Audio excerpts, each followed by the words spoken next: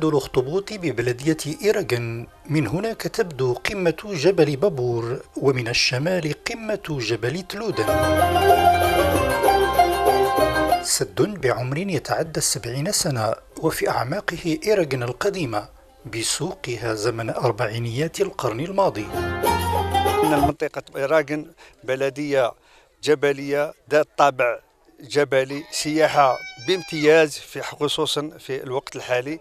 ونحن نعلم أن الشيء الذي تفقده هذه البلدية هو فقط المرافق. والله سبحان الله، تنجم تقول المنطقة متنوعة، تقدر تدير فيها أي رياضة، الميكانيكية، الجبلية، المائية، سبحان الله. أي قاعد نشوف بعيني أي حاجة تبغي تحطها دير القاعدة تاعها تجي.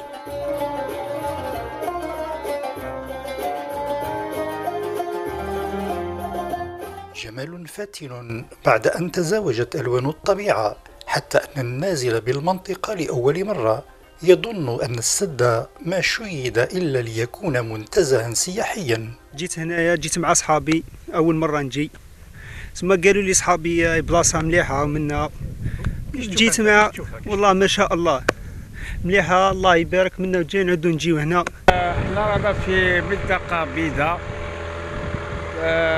منطقة على كل حال هي سياحية ومنعدمة من المرافق والآخر.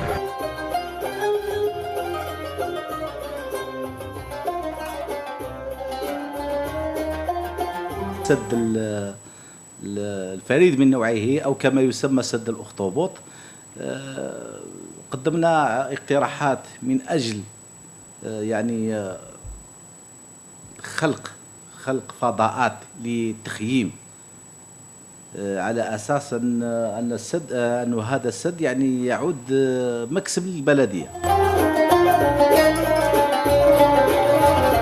غطاء نباتي نادر وضفاف تشخص البصر على سطحه وجذوره تاه الكثير في عشق هذا الأخطبوط الأزرق. هي على مستوى البحر، البحر 1600 هكا ابري ولا 1400 متر دالتيتود، وهذا منظر عجيب جدا، لانه ماهيش يعني كنت ندير فيه لا بيبليسيتي تاع المنطقه، يعني كاينين من فرنسا، من لا سويس، من كندا، كل حاروا في المنطقه.